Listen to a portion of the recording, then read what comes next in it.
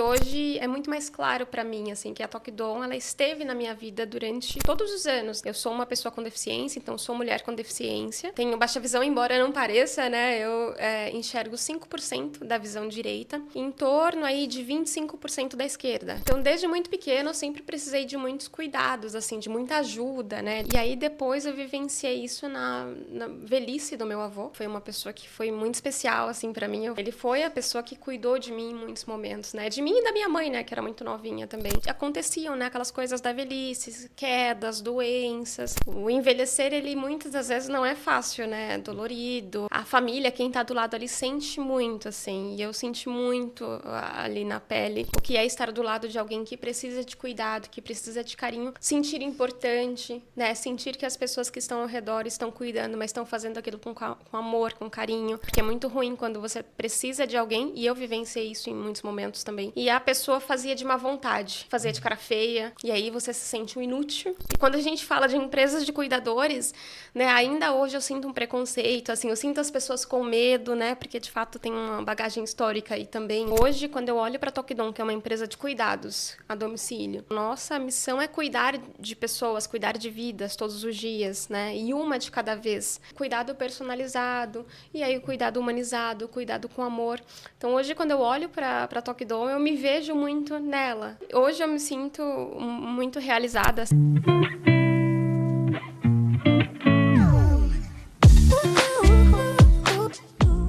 Seja bem-vindo ao nosso podcast, onde as ideias se encontram. Hoje eu estou aqui com a Bianca Rodrigues, ela é psicanalista, empreendedora, tem uma baita história de vida. Vai ser um podcast super legal, um episódio super legal sobre empreendedorismo, diversidade, inclusão. Seja bem-vinda, Bianca. Obrigada. Tô super feliz de estar aqui. Ai, maravilha. Bom, fala pra gente, Bianca, como que você chegou até aqui primeiro, pro pessoal conhecer você um pouquinho. Bom, eu sou de Santana de Parnaíba, então sou da região de São Paulo, mas do interior de São Paulo.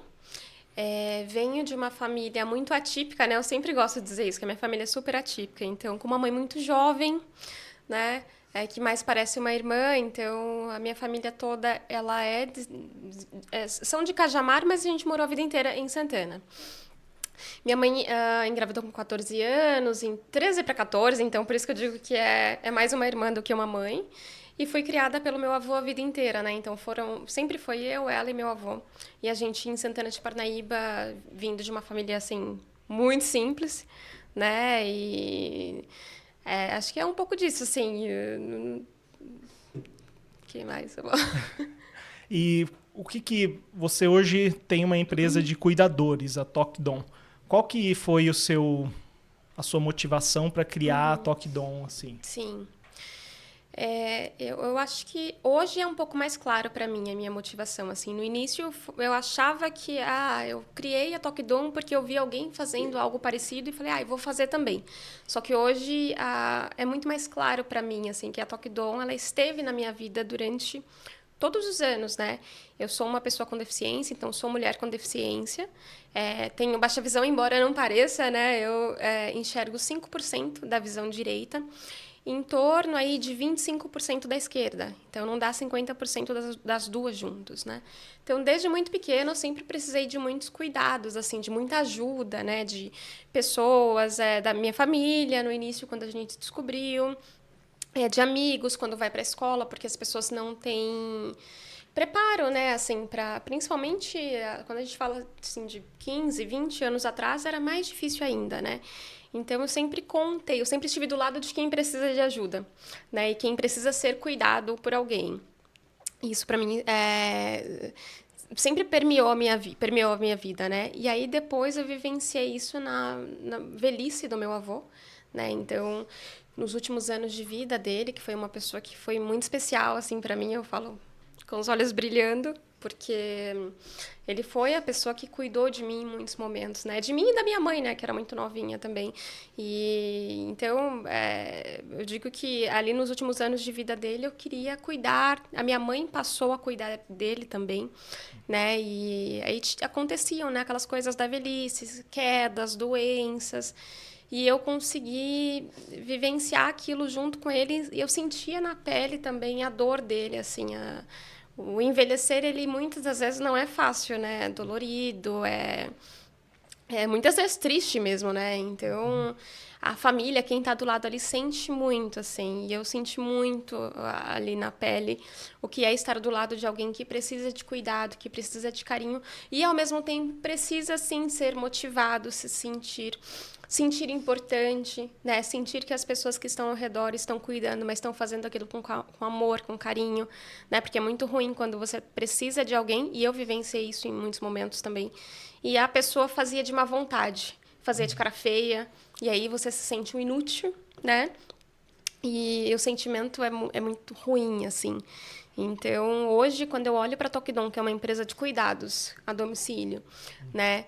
Que é uma empresa que a nossa missão é cuidar de pessoas, cuidar de vidas todos os dias, né? E uma de cada vez, né? E aí, quando a gente fala no uma de cada vez, a gente está falando de cuidado personalizado, e aí o cuidado humanizado, o cuidado com amor. Então, hoje, quando eu olho para a Tokidon, eu me vejo muito nela, né? E é o que eu digo, as pessoas não percebem, mas o cuidado, ele permeia a vida de todo mundo, todos os dias. Né? Então, quando você nasce, você precisa ser cuidado, porque você é um bebê, né? E você precisa do acolhimento, seja dos seus pais ou de alguém que esteja fazendo o papel, né, materno ou paterno. E quando você envelhece um pouco, você provavelmente tem filhos ou vai ter pessoas que você vai acabar cuidando, né? Ou amigos, muitas vezes a gente precisa de um amigo, né? A gente precisa sempre precisando de alguém para cuidar da gente, ou a gente cuidando. E aí, quando você envelhece, novamente você precisa de alguém para estar dando um apoio, para estar cuidando. Então, eu digo que ele passa por todos os momentos da vida, né? Então, a gente negligencia, né? A gente não olha para isso. E quando a gente fala de empresas de cuidadores, né? Ainda hoje eu sinto um preconceito, assim, eu sinto as pessoas com medo, né? Porque, de fato, tem uma bagagem histórica aí também, né? As pessoas têm muito medo. Mas quando a gente olha para o ato de cuidar, a gente está fazendo ele a todo momento, né? A todo momento a gente está fazendo, quando a gente serve alguém, quando a gente dá apoio para um amigo, quando a gente está próximo de um familiar. Então, eu vivenciei isso muito, né? Não só pela deficiência, mas em muitos momentos a minha família precisou de acolhimento de pessoas ao redor, né, por conta da situação que a gente vinha. Eu vim de uma família muito, muito pobre, né, e o pobre de enchente na casa, do teto cair, né, que eu tava falando, às vezes dava uma chuva, e aí isso me veio muito essa última semana, que tava chovendo uma chuva forte. E eu conversando com a minha mãe, e a gente é meio traumatizado. E ela, você lembra quando voava o teto da nossa casa e a gente ficava com a chuva caindo dentro? E era assim mesmo. Então, e a gente precisava de vizinhos que vinham correndo junto com o meu avô para comprar as telhas para botar de novo. E aquele desespero todo. E isso é cuidar também, quando você tem um vizinho que de repente está ali disposto a te oferecer um prato de comida ou pegar umas telhas junto com você para cobrir sua casa porque o vento levou, sabe? Ou te ajudar a tirar a enchente da casa, né? Então, isso é cuidado também. Então, eu acho que a Tokidon, ela sempre fez parte da minha vida. Hoje eu me sinto muito realizada, assim, de ter conseguido refazer a Tokidon, né? Porque eu fiz ela, iniciei, né, a criação da Tokidon em 2019. E aí, depois veio a pandemia e acabou que eu tive alguns aprendizados, não deu certo, né? Como empreendedor, né, no começo, provavelmente não vai dar certo, não deu. Mas a ideia ficou em mim e essa coisa do cuidado sempre esteve, assim, muito próxima de mim. E aí, agora, em 2024, voltando com a Tokidon e fazendo os aprendizados e tentando fazer dar certo novamente. E hoje, inclusive, estou super feliz que a gente acabou de fechar um contrato super bonito com uma família. Então, tô aí de novo e espero permanecer durante muitos anos. E se não der certo uma coisa, a gente tenta outra. Se não der certo outra, a gente tenta outra. Mas sempre nessa área do cuidado, que é uma coisa que faz parte de mim, assim. Acho que é um pouco, faz parte da minha essência. Né? Legal, legal. Entrando um pouco agora na parte do negócio em si, do empreendedorismo, aqui no nosso podcast a gente traz pessoas que são do mundo corporativo, traz também empreendedores sociais, empreendedores de diversas áreas, até para abrir um pouco a mente das pessoas que estão assistindo a gente aqui. A gente sabe que a nossa geração, principalmente acima de 30, 35 anos, é uma geração que está tendo poucos filhos, é uma geração que está sendo pai de pet. Exato. É uma geração que daqui 20 anos vai ser um problema, porque não vai ter os filhos para cuidar dessa geração. Então, eu imagino que esse negócio de cuidadores humanizados é um negócio do futuro, é um negócio que vai crescer muito ainda. Eu imagino que agora já esteja crescendo e vai crescer muito ainda. Como que é um produto, serviço de cuidador? É por dias ou como que a pessoa contrata um cuidador? E o que você falou é super importante, assim, a gente está tendo menos filhos, né? Eu, por exemplo, não tenho e não pretendo ter, né? E eu vejo muita gente, assim, que não está tendo filho mesmo. E a população está envelhecendo cada vez mais. Tem até uma pirâmide que a gente vê assim, em 2050 a pirâmide vai estar invertida, porque hoje a gente ainda tem uma porcentagem aí de crianças nascendo, né? E pessoas idosas é menor do que a menor parte ali na pirâmide. A gente vê em 2050 que a pirâmide vai estar toda invertida. Vamos ter um monte de pessoas mais velhas, né? E pessoas novas e nascendo vai ser bem a porcentagem meio pequena, né? Então a gente vai se acostumar a ver mais gente velha, mais gente de mais idade na rua fazendo as coisas, né? E eu acho que essa área do cuidado ela vai crescer muito ainda.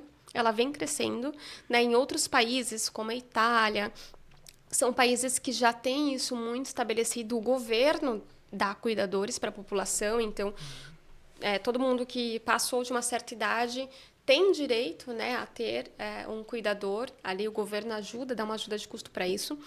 Para você ver que lá, porque lá a porcentagem de pessoas mais velhas também é muito maior, né? Então precisou-se criar benefícios, né, para essa população. E é o que provavelmente vai acontecer aqui também. Eu vejo uma crescente muito grande, né, no sentido de pessoas olhando para essa área do cuidado.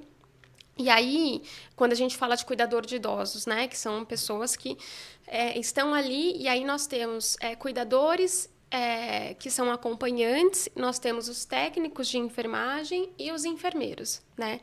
Porque tem uma certa diferença até na qualificação de cada um deles e no exercício mesmo, assim, da atividade, né?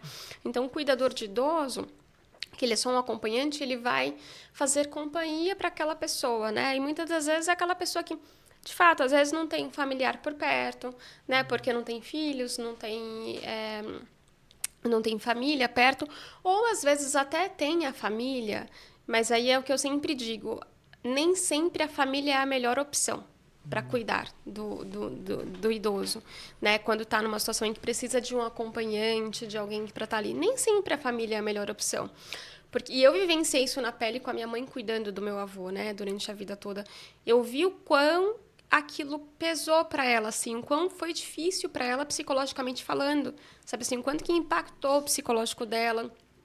Em questão de isolamento, ela ficou muito isolada, ela ficou ansiosa, então ela adquiriu ansiedade, um pouco de depressão, sim, né? Então ela ficava ali numa situação de desespero, porque é o seu parente que está ali, né? O seu familiar, que muitas das vezes está com algum problema, alguma doença, e você está tendo que lidar com tudo aquilo sem ter o preparo técnico também, né? Então, a gente diz que, às vezes, vulgo quase todas as vezes, é importante, sim, ter um cuidador que, se for um acompanhante, ele vai acompanhar, ele vai fazer companhia, ele vai conversar, ele vai ler livros, ele vai sair para passear, né? Vai manter aquele idoso seguro, né? E fazer companhia, porque a companhia, a gente fala, né, o cuidado psicológico ele é muito importante. Então, você ter alguém para conversar, ter alguém que te dá importância, né, que te traz muitas vezes autonomia, porque o cuidador ele vai trazer autonomia para aquele idoso. Porque às vezes a gente tem medo e a gente super protege, e aí aquele idoso deixa, é como se ele quase deixasse de ser uma pessoa, assim, ele é desumanizado, a gente diz. Porque daí nada do que ele fala é importante, né? Deixa de ser importante, então você começa a conversar com ele e fala assim, isso aí não é assim, não é daquele jeito, não faça assim, deixa que eu faço para você. E aí a pessoa fica ali se sentindo inferiorizada, sem utilidade. E aí aquilo no psicológico do idoso, assim, tem um impacto tão grande que o corpo fala, né? Então, muitas das vezes as pessoas acabam, sabe assim, aquela pessoa que ficou um pouquinho doente, aí vai degringola, assim, o negócio vai cada vez pior, né? E aí o idoso fica com depressão, fica, né, com aquele mal-estar. E o cuidador, muito pelo contrário, ele tá ali para te dar atenção, para te dar o apoio, para dizer, olha, vamos fazer essa atividade aqui juntos. Ai, vamos fritar esse ovo juntos, vamos fazer aquilo. Tudo com muito cuidado, porque ele tem a técnica para aquilo e ele não se envolve, não está tão envolvido emocionalmente, né? Não quer dizer que ele não se envolva emocionalmente no ato de cuidar, do carinho, de ter afetividade, mas é diferente de um familiar que está envolvido emocionalmente, que muitas vezes já está irritado com as coisas que acontecem frequentemente, ou está naquela situação de desespero e aí fica ansioso, fica nervoso, né? E aí, esses são os acompanhantes, nós temos os técnicos de enfermagem também, que aí é para aquele idoso que já está, né, precisando de um cuidado maior, muitas das vezes já está, assim, acamado, né, ou está precisando de que aplique injeção, então que você faça um manejo ali hospitalar maior, né? Então, a gente tem os enfermeiros e os técnicos de enfermagem para essas situações também, né? Então, eu digo que a pessoa não precisa estar doente para precisar de um cuidador, né? Basta, às vezes, estar sozinho. Às vezes, você está sozinho, pode ser que você precise de um cuidador, né? E isso são para idosos. E aí, a gente tem as babás, que cuidam de crianças, e nós temos os cuidadores de adultos, e aí entra na parte de pós-cirúrgico, né? Então, fiz uma cirurgia e preciso de alguém para me acompanhar. E às vezes moro sozinho, sou solteiro, não tenho, né, alguém para... Ou às vezes não quero incomodar também, assim, tô com aquela sensação de, vou chamar um amigo, vou chamar um familiar, não quero. Pode chamar um cuidador, que é alguém que está preparado para aquilo, que vai te trazer um conforto, que vai conversar com você, que vai fazer com que você não se sinta sozinho ali. E isso, por si só, já tem um impacto muito grande, né? E muitas das vezes no pós-cirúrgico você precisa de alguém ali. Eu passei por isso, né? Eu fiz uma cirurgia na mama recentemente e eu precisei de alguém para estar ali, porque eu achei que eu dava conta, né? A gente fala casa de ferreiro, espeto de pau. Eu falei, não, eu dou conta. Quando eu me deparei com aquela situação que eu ia precisar trocar o curativo, eu falei, meu Deus, eu vou desmaiar. Então, assim, a gente precisa, às vezes, de um cuidador, e isso não quer dizer que você é incapaz, que você é inferior. Muito pelo contrário. Muito pelo contrário, quer dizer que isso é amor próprio. Eu me amo tanto que eu preciso de alguém e eu reconheço que eu preciso de alguém para estar aqui comigo, né? E para você ter essa empresa de cuidadores, eles precisa ter um corpo técnico, um corpo que tenha preparo, seja psicologicamente são. Você teve alguma experiência com cuidadores ruins na sua vida? Eu acho que cuidadores ruins não, porque a gente seleciona muito bem. Então, dentro da empresa, a gente tem algumas frentes, né? A gente tem a frente do recrutamento, que é ali onde a gente vai fazer todo o crivo, vai passar por todo o crivo, né, de pré-requisitos para a gente contratar aquele cuidador. A gente tem a parte do marketing, o financeiro. Então, temos algumas frentes que cuidam, né, desse detalhe para a gente ter cuidadores mais preparados. E a gente, antes de contratar um cuidador, a gente também faz um background check. O que é o background check, né? Então, fiz a entrevista, gostei da pessoa, tem curso técnico, né? Precisa ser certificado, né? Pelo Corem, tem um órgão regulador que certifica, né? Os enfermeiros e os técnicos de enfermagem. Então, precisa ser certificado se ele vai estar dentro dessa posição que é enfermeiro ou técnico de enfermagem. Se é cuidador, precisa ter o curso de cuidador, precisa ter a experiência. Raramente, assim, a gente contrata sem experiência nenhuma, né? Eu sei que é importante você dar a oportunidade, mas a gente sempre acaba dando preferência para alguém que já tem uma certa experiência. E aí, quando a gente contrata essa pessoa, se eu gostei, eu vou lá para o background check, que é onde eu vou avaliar os antecedentes daquela pessoa, entender um pouquinho mais sobre a história dela, até para ver se tem algum impeditivo ali em relação a alguma outra família, algo que tenha acontecido que não seja tão legal. Mas... lá atrás, né? E esse foi um dos aprendizados, por isso que eu dizia, às vezes a gente começa como empreendedor, quebra a cara algumas vezes para depois você, né, tentar resolver e sanar. Mas eu tive uma cuidadora que ela era mais novinha, né? Ela já tinha tido algumas experiências como cuidadora e ela foi para uma família onde tinha um senhor. E esse senhor, ele já estava ali num processo, né, de velhice, que ele estava num processo ali de demência, né, e no início. E aí eu costumo dizer que a gente que trabalha com cuidado e com idosos, principalmente, né, a gente tem que ter muito cuidado, porque sim, tem situações que você vai passar e que você precisa ter psicológico para lidar com aquilo, né? Isso normalmente acontece com um idoso que está numa idade muito avançada, muito provavelmente, né? Ou alguém que está passando por um processo de Alzheimer, que às vezes fica agressivo, às vezes vai te xingar mesmo, e vai xingar mesmo, mas não porque a pessoa é má, é porque ela está passando por um processo ali, e às vezes ela não está bem na consciência dela, né? Não é involuntário, né? Ou está iniciando um processo de demência, então muitas vezes ela vai te mandar para aquele lugar ali e, né, você precisa aprender a lidar. E com essa cuidadora em específico, ela teve uma situação com esse idoso que ela ficou assim super chateada e ela não teve ali o preparo para lidar com aquilo, né? E ela abandonou o plantão meia-noite. Então, era assim, nem lembro mais que dia que era, se era uma quarta, quinta-feira. Eu sei que eu recebi uma mensagem dela me dizendo, eu estou indo embora, eu não aguento isso. E era uma situação, assim, que o idoso tinha bem que passado a mão, assim, uma coisa que, às vezes, você tem que tomar muito cuidado na tratativa, né? Tem que ter um preparo ali para você lidar com essas situações que, eventualmente, pode acontecer, porque a gente está falando de pessoas, né, que muitas das vezes estão com algum processo ali que ela tem um ato involuntário e a gente não pode responsabilizar muitas das vezes o idoso naquela situação, né?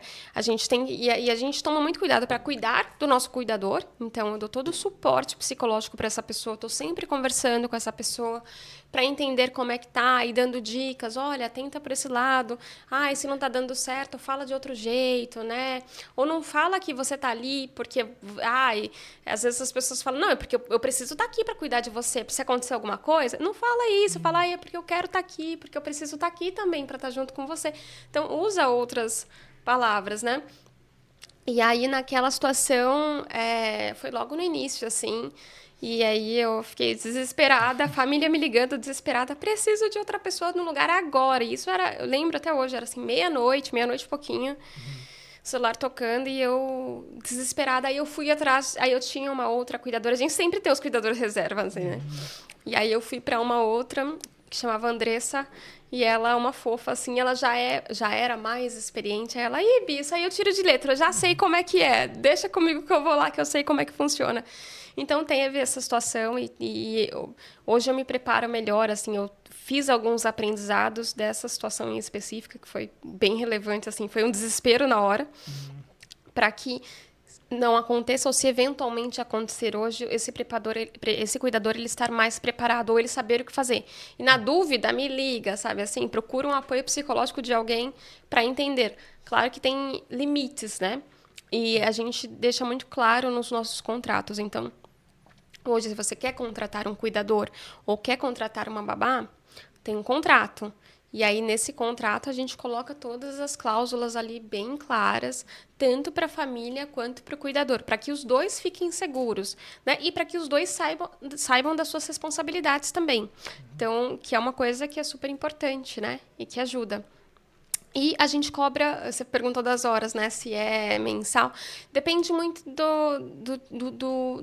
do que for fechado com a família. Como os nossos contratos são muito personalizados, então, às vezes, a gente cobra por hora, né? A nossa base é a hora, é o valor da hora. Mas, se a gente tem uma família que fechou com a gente mensalmente, daí eu faço um cálculo para entender quanto que custa e se a gente consegue trazer ali um valor que fique mais acessível para aquela família, que fique melhor, né? Porque às vezes o valor da hora em si, ele vem mensalmente, a gente precisa reajustar, né? Mas a gente tem plantões também. Então, nós temos plantões de 8 horas, 12 horas, 24 e 72 horas. E aí, quando começa a aumentar a quantidade de horas, a gente coloca uma equipe de 2 cuidadores ou 3, porque para eles não ficarem esse período todo, né? Não dá. Mas, normalmente, é assim que a gente faz, ou por plantões ou um contrato mensal. Entendi, muito legal. Em relação agora, fora da sua empresa, você tem o problema na visão, você disse que você teve que ser cuidado muito, você tem alguma referência de o que não fazer? Você teve algum tipo de cuidador que você falou, ó, isso é o que eu não quero seguir. Isso é um cuidador que, sei lá, judia da família. Sim. Eu tive algumas, assim, na minha própria experiência, né? Eu não tive cuidadores propriamente dito, mas quando a gente tem um familiar cuidando da gente, quando a gente tem um amigo cuidando da gente, um amigo da família, essa pessoa passa a ser um cuidador familiar ou um cuidador amigo, né? Que eu costumo dizer. E eu tive algumas situações, assim, que eu vivenciei a questão da pessoa fazer de má vontade. E o sentimento é muito ruim, assim. A pessoa não te diz que ela tá ali, que ela não quer fazer. Ela não te diz que ela não quer ajudar. Mas ela te ajuda com a cara feia, torcendo a cara ou fazendo... E você sabe, né? A gente sente, né? Quando a pessoa não quer fazer. Então, isso é muito dolorido, assim. Vivenciei situações em que, olhando assim para outras pessoas, né, que cuidam de pessoas, da pessoa fazer e eu olhar aquilo e sentir dó, assim, né, é triste dizer, mas sentir assim porque a pessoa praticamente desumaniza a outra. Então é como se a outra não tivesse voz, não tivesse vontade, não tivesse mais dignidade e nada do que ela diz é válido. Né? Então, você invalida, não é isso que você está falando, mas deixa que eu faço. Esse deixa que eu faço, muitas das vezes, é muito ruim, né? Porque você não você tira a autonomia da outra pessoa que está ali e muitas das vezes vai fazer meio de qualquer jeito mesmo, mas você está ali para ajudar, né? O impacto que tem, assim, você desumanizar a pessoa é muito triste, assim, né? E você tirar a importância dela, assim, é difícil. E muitas das vezes a gente vê muito idoso que às vezes perde a vontade de viver, sabe? Assim, parece que a pessoa parou de trabalhar e perdeu vontade de viver. E de repente foi ficando doente, porque, de fato, a pessoa se sente meio inútil ali. E aí, às vezes, você tem alguém que está ali te cuidando, que está te ajudando, e está reforçando, né, essa Nossa, ficou difícil falar agora. Mas reforçando que você é um inútil, aquilo tem um impacto, assim, horrível para a pessoa que está ali, sabe? E aí, sim, a pessoa fica realmente muito com vontade de não viver, assim, né? E aquelas coisas que entram em depressão, né? Parece que a pessoa nunca mais está feliz. Então, eu vivenciei um pouco disso, assim. E teve uma situação também que, uma vez, quando meu avô ficou muito doente, e ele precisou ir para um hospital, e a gente, né, muito dependente do SUS, a gente levou ele para o SUS, e ali foi, meu Deus do céu, assim, vou te falar que foi muito difícil, porque eles não queriam tratar, ele precisava de uma cirurgia, e, sabe, ficar dias no hospital, dentro de uma sala, com um monte de gente, assim, uma coisa horrorosa. E aí, ali eu fui atrás de tudo que eu podia. Assim, de emissora, fui atrás de tudo pra dizer, olha, tá acontecendo isso com meu avô, alguém me ajuda, né? Porque o negócio aqui não tá dando certo. E foi no hospital aqui, perto de São Paulo. E aí, nisso, eu vi uma pessoa que tinha sofrido um AVC, né? Não era um senhor... Era um senhor, assim, mas ele devia ter o quê? Uns 50 anos, um cara jovem, né? Tinha sofrido um AVC... E ele tinha perdido os movimentos de metade do corpo, né? E a família deixou ele com um cuidador. E ali eu olhei para aquilo, assim, o cuidador não falava, o cuidador não interagia, parecia um robô sentado numa cadeira, ali lendo. E, assim, ele tava ali, porque, assim, se de repente acontecesse alguma coisa, o cara morresse, tinha alguém ali. Mas era basicamente isso, né? E como eu estava ali com meu avô, e eu gosto muito da interação, assim, acho que a interação é muito importante. Então, eu lia, botava podcast pro meu avô ouvir, falava, vai, vamos ouvir isso. E ele muito rançoso, não quero. Eu falava, não, vamos ouvir que vai ser legal. Vamos ler o livro. E na hora e ficava conversando com ele me contando histórias e falava das coisas e tal. E então eu ia estimulando ele assim pra gente conversar, né? E aí eu vi que esse senhor que estava ali acamado, ele às vezes olhava, né? Porque ele não estava conseguindo falar. E ele ficava ali sozinho. E aquela cuidadora não fazia a menor questão nem de pegar na mão. E aí eu muito intrometida, fui lá e comecei a conversar com o outro cara que estava sendo do lado do meu avô também. Peguei na mão dele, conversei com ele. E porque é uma pessoa que tá ali, sabe? Né? É uma pessoa. E eu fiquei horrorizada, assim, com a atitude daquela cuidadora. E eu vi ela falando para uma outra pessoa: ai, não, esse trabalho aqui é maravilhoso, porque eu não preciso fazer nada. É só chegar aqui e ficar lendo meu livro. E aí, assim, para dar o remédio na hora que precisa. Então, na hora que precisar, eu dou o remédio. E se acontecer alguma coisa, eu vou anotando os horários dele certinho e vou monitorando. Só que a gente não tinha nada de humanizado naquilo, assim. Eu olhei e falei, gente, que coisa horrível, assim, né? Imagina essa pessoa tá sozinha, porque cuidado, assim, desculpa, não tá saindo, né? Então, foi essa situação e isso que eu trouxe para Toque Dom, assim, eu não quero que isso aconteça. Eu deixo muito claro para os meus cuidadores, né? E na entrevista, por isso que é tão importante você fazer a entrevista, você olhar para a pessoa, porque você consegue perceber um pouco da personalidade daquela pessoa. A gente não consegue garantir 100% de tudo nunca, né? Porque aí a gente está falando de pessoa e tem de gente, e existem muitas variáveis, né, que permeiam a personalidade de alguém. Mas a gente consegue fazer um filtro ali que a gente consegue perceber, e é incrível, você sente se a pessoa é uma pessoa mais carinhosa, ou se ela é uma pessoa mais ríspida, mais dura, né? Então, você consegue entender um pouco. E o que a gente traz muito na Toque Dom é isso. É o cuidado humanizado. Então, não é simplesmente virar um robô e estar ali, porque se precisou dar o remédio, você dá o remédio para a pessoa. Mesma coisa as babás, né? Ai, precisou dar remédio para criança ou precisou alimentar, se alimentou e já fez o seu trabalho. Não!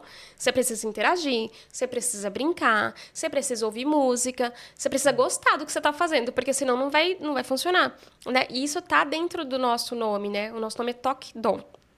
Então, o toque é o toque, de bater na porta, né? E o dom é o dom natural de fazer algo, né? Tem pessoas que têm dom de cantar, tem dom de dançar, tem dom de... Enfim, né? E ali, para trabalhar nessa área do cuidado, você precisa ter o dom, né? Você precisa, de fato, gostar do que você está fazendo, porque senão você vai fazer de qualquer jeito. E é ruim para a pessoa que está sendo cuidado. É ruim para você também, porque são horas que você passa ali com outra pessoa. Se você não está curtindo, não está gostando, está fazendo aquilo simplesmente porque é um emprego, né? Acho que dá para repensar esse emprego, então, porque essa área do cuidado você precisa gostar do que está fazendo. Então, a gente sempre tenta trazer isso para dentro da Toque Dom, nas nossas entrevistas e para as pessoas que a gente envia, né? Cada família tem um perfil, cada família tem uma necessidade, então a gente envia de acordo com o que a família está pedindo, né? Ah, legal, maravilha. Bom, você já falou que o seu avô te inspirou muito. A sua necessidade da visão também te inspirou bastante. Em relação agora, a gente falou aí um exemplo de cuidador ruim que você viu. Teve algum cuidador, alguma pessoa que cuidou, que te inspirou positivamente? Teve. Aí tiveram algumas, né? Tanto para mim, pessoal, assim, de pessoas que cuidaram de mim. E que... É por isso que eu digo que, assim, a forma como você cuida ou motiva ou ela destrói, né? E tiveram pessoas que, ao mesmo tempo que cuidavam de mim, acreditavam em mim, me davam carinho, me davam amor. E acreditavam no potencial, né? Porque eu digo que muito do que eu sou hoje, tô construindo, né?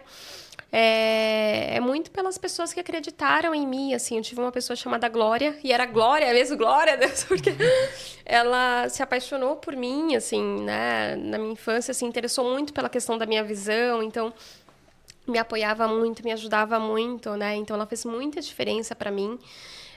Porque, de fato, né, parece que não, mas eu enxergo muito pouco.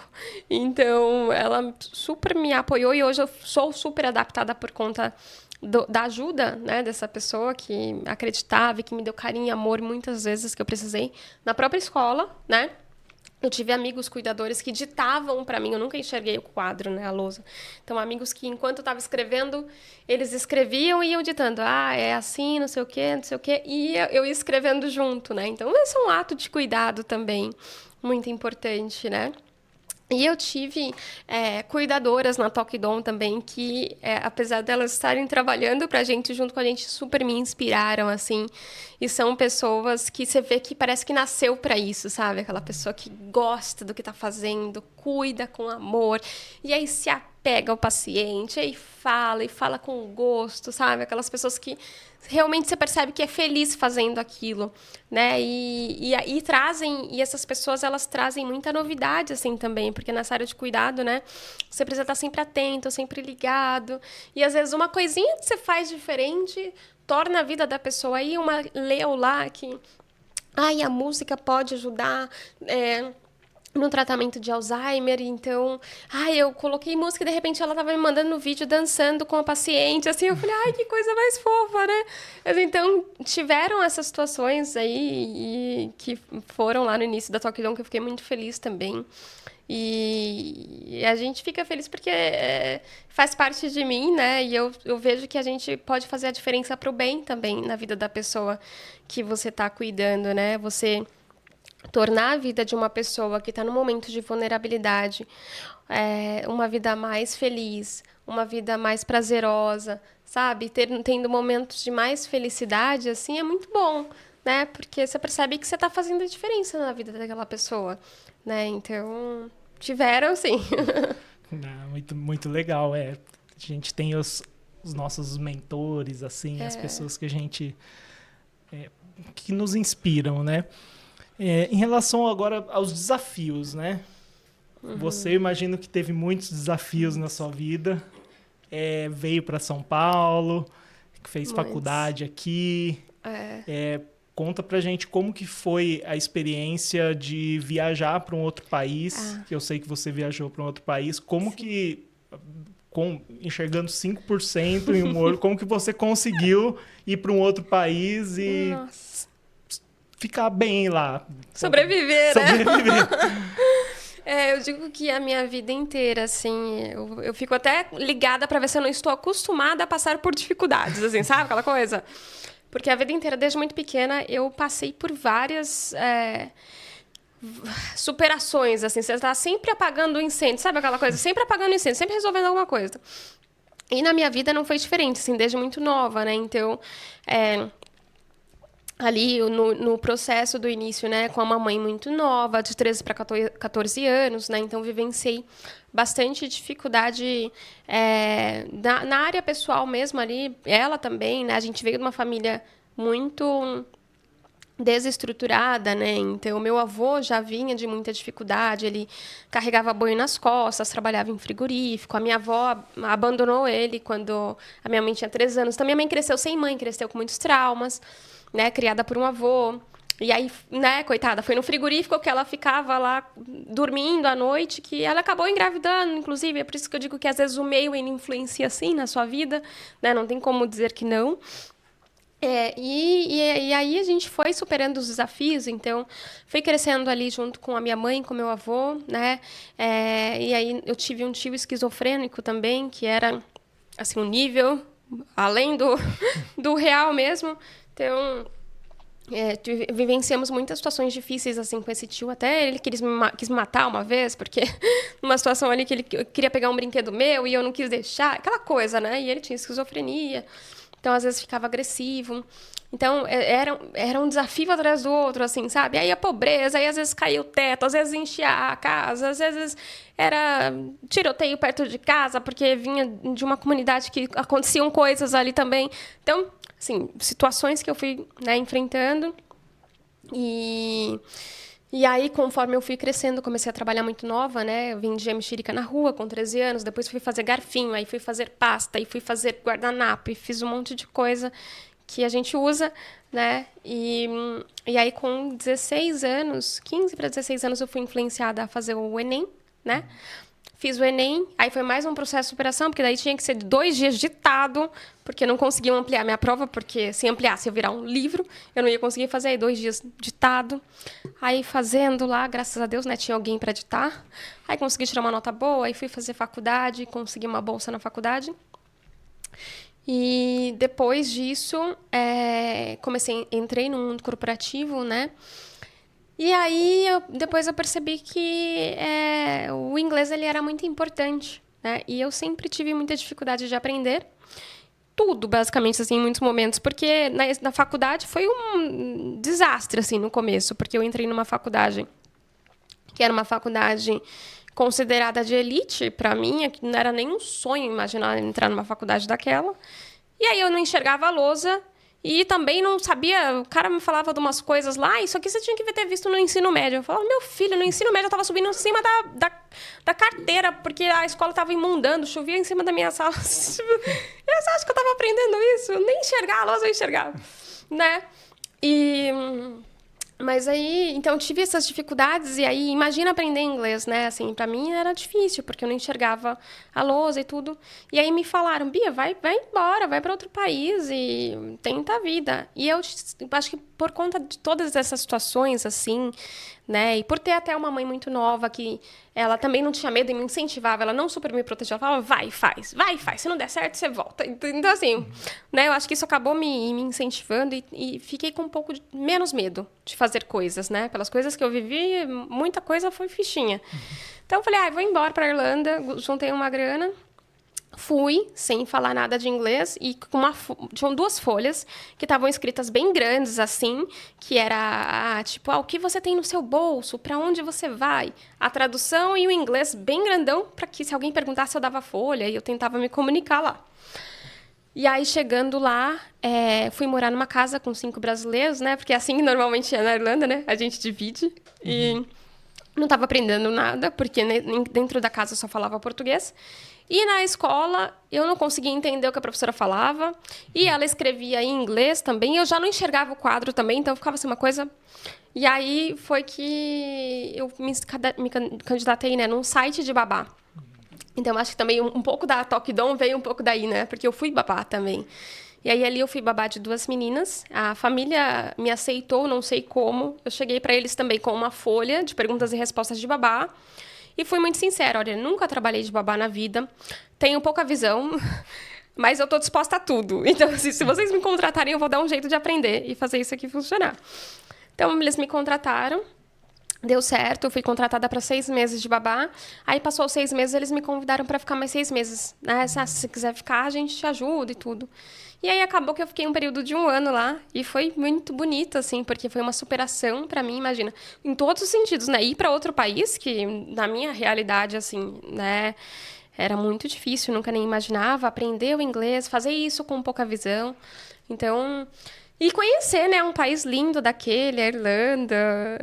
Você foi também, né? Sim, sim. Muito lindo. Então, para mim, foi muito bonito essa experiência, assim, de ir para lá e voltar depois. Imagino que tenha sido muitos aprendizados mesmo. Bom,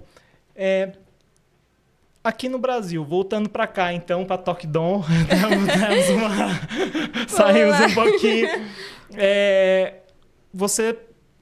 Como que você falou que você também tem esse perfil de trabalhar com diversidade, inclusão. Isso. Como que você utiliza isso com a Tokidon? Você trouxe isso para a Tokidon? Uhum. Como que você trabalha isso na sua vida para impactar as outras pessoas? A diversidade sempre esteve, assim, junto comigo, né, por conta da deficiência. Uhum. E eu trabalhei muitos anos com RH.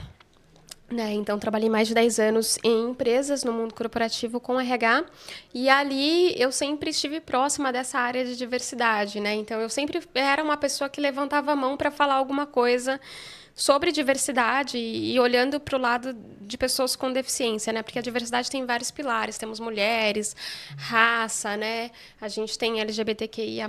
Então, e eu sempre olhando para o lado da pessoa com deficiência, porque é meu lugar de fala e eu, né, vivenciei muita falta de diversidade em muitos momentos, assim, na escola, primeiro, né, de não ter adaptabilidade, não ter pessoas preparadas, depois na universidade, de ter que brigar para que tivesse algum acesso a alguma coisa e tinha que ir lá e meter a boca mesmo, o que era muito desgastante, né, para mim, assim, porque eu era a minoria, né? Sempre quem faz parte da diversidade acaba sendo minoria, assim, então você tem que gritar mesmo para que alguém consiga te ouvir.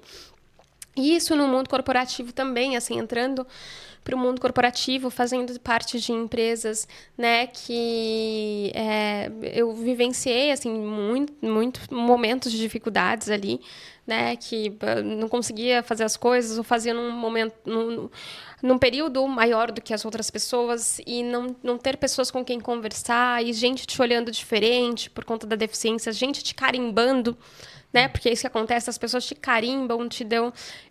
assim, você tem deficiência, então você é incapaz. É mais ou menos isso que as pessoas enxergam, assim. Hoje tem mudado um pouco, mas tem muito para se trabalhar ainda, assim. A deficiência parece que vem na frente, assim, da pessoa.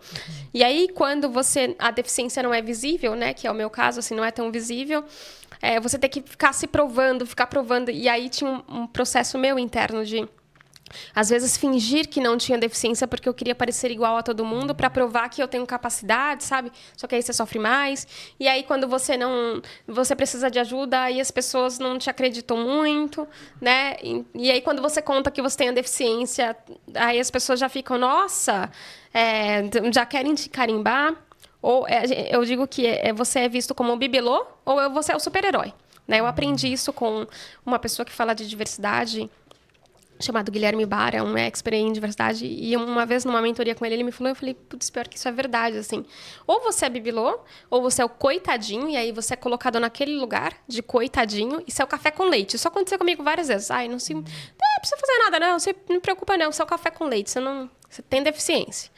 Ou você é o super-herói. Nossa, mas você fez tudo isso, você mora sozinha. Meu Deus do céu, como é que você caminha sozinho na rua? Gente, então assim, ou você se coloca num lugar assim de super-herói e isso desumaniza, né? Isso, assim, ninguém é super-herói e ninguém é bibelô também, assim, né? Então, sempre tive muito próxima, assim, sempre fui muito curiosa e defensora, né, do meu lugar de fala, tanto nas empresas. Hoje eu trago isso para a Tokidon também, e isso acho que vem muito através da humanização e no processo de recrutamento das cuidadoras também. Então, a gente tem que tomar muito cuidado para a gente não julgar a pessoa pela capa, assim, que acontece muito em processo de recrutamento, né? Às vezes você olha para a pessoa, em 5 segundos você já falou, não. Você olha para a pessoa, tem um cabelo, um fiapo fora do lugar, ou tá vestido dessa forma. Então a gente precisa ter um pouco mais de cuidado quando a gente está falando de pessoas, né? Pra gente não acabar carimbando as pessoas só porque a gente está vendo elas. E a gente faz muito isso, porque a gente gosta de encaixar as pessoas em cada caixinha, né, no seu box ali, porque é mais fácil para a gente administrar, psicologicamente falando. Se eu te coloco aqui, eu te reconheço dessa forma. Aí fica mais fácil para mim, né? Então, eu sempre tento trazer isso, assim, para dentro da Tokidon e para minha vida pessoal também, né? Então, eu gosto do diferente, e o diferente que é diferente eu gosto mais ainda. Então, assim, eu gosto do que não é padrão, porque eu acho que seria muito incoerente da minha parte ser uma pessoa super dentro da caixinha, sendo que a minha vida inteira foi muito diversa, muito diferente, né? Filha de uma mãe muito nova, que mais parece uma irmã, um pai que era um avô, né? Um tio esquizofrênico e uma família muito doida, assim, mas ao mesmo tempo que tinha muito amor. Então, o diferente, ele é bonito também. Então, eu trago isso tanto para a vida profissional quanto para o pessoal. Com certeza. Hoje você acha que é mais visto essa questão da pessoa com deficiência do que há 10, 12 anos atrás?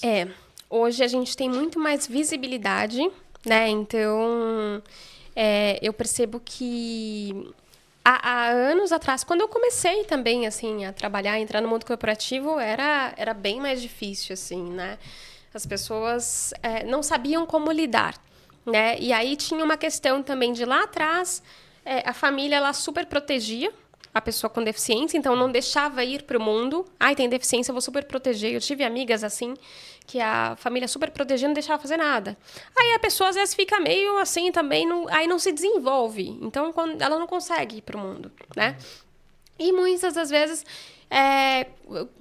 depois de um tempo, né, que as famílias começaram a soltar essas pessoas, que essas pessoas passaram a ter um pouquinho mais de voz, elas entraram para o mundo corporativo, foram fazer faculdades, e aí o mundo começou a ter um pouquinho mais de contato com essas pessoas.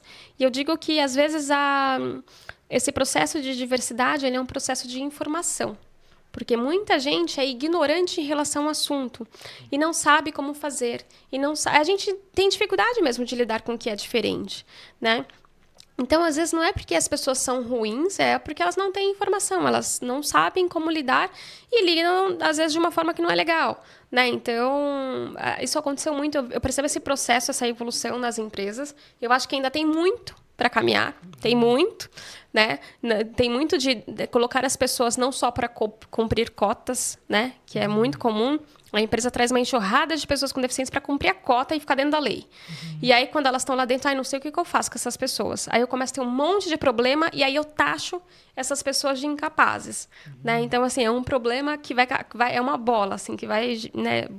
Bola de neve. Uma coisa vai gerando a outra, que vai gerando a outra e, de repente, você tem um carimbo naquela população, né? Então, eu acho que a informação ela tem chegado, as pessoas estão falando mais sobre, e eu acho que tem que falar cada vez mais sobre também, para a gente começar a ter mais informação, ter mais poder de fala, né? E as coisas começarem a acontecer. Eu sempre eu digo que é igual cinto de motorista, assim. Quando começou, lá atrás, você colocava o cinto só porque era lei. Sim. Você nem queria, você colocava só porque ela vem. Depois de alguns anos, a informação foi mudando, as pessoas foram tendo acesso. Hoje eu coloco, a primeira coisa que eu faço quando eu entro no carro, eu coloco porque eu tenho medo de perder a vida. Eu sei que aquilo é uma proteção. E eu digo que é a mesma coisa com diversidade. A gente vai entuchando, eu sou super a favor de cotas, eu acho que tem que ter mesmo, tem que forçar.